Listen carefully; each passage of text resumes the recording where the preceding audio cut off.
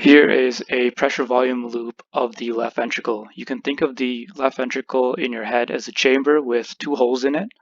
And as a quick review of the PV loop, we'll start off right here, where both the aortic and mitral valves will be closed. So mitral valve opens, blood comes in, mitral valve closes, both valves are closed, your heart contracts, pressure builds in the ventricle until the aortic valve opens. So then the aortic valve dumps blood into the aorta, aortic valve closes. Now both valves are once again closed, the heart will expand, pressure drops until the mitral valve opens. So on this side, we have systole, and this side would be diastole.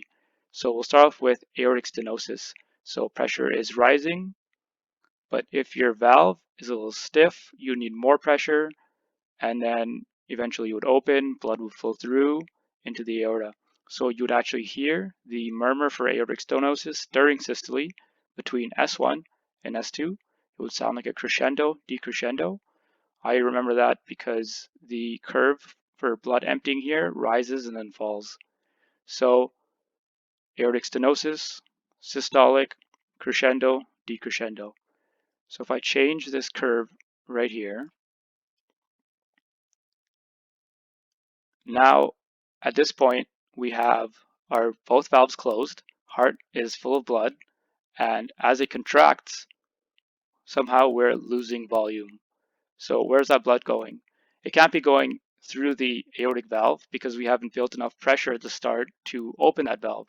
With a one-way check valve, you need more pressure on one side than the other to actually open it, which means that we must be losing blood through our other valve, which would be the mitric valve. So this would be mitral regurgitation. So we can see that we're in systole here, after S1, before S2, and a mitral regurgitation would have a hollow systolic sound. You can see here if I undo these changes and we move into diastole. So if we come back to here, so our blood's just been emptied into the aorta, aortic valve closes, and now we're expanding with both valves closed. If we change this a little bit,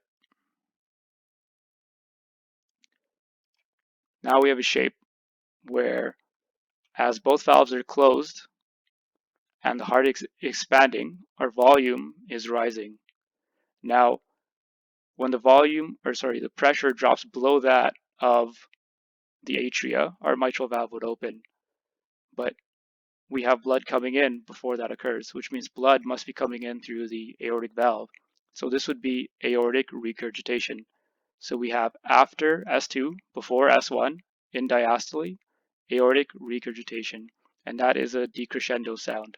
So it starts off loud and then fades between diastole.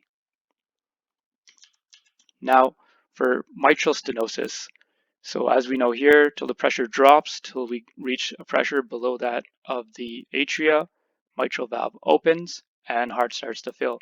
If the mitral valve is stiff, you'll hear a sound during diastole. What you'll hear is this opening snap right here, and then followed by the murmur. So once again, this is in diastole.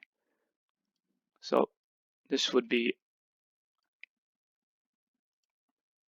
S2 to S1. The timing of the opening snap is related to the disease severity. So as the atrial pressure increases, it means the opening snap is going to happen sooner. So this was obviously just the very basics, and we need to know a lot more detail, but hopefully this helped you conceptualize what's happening when.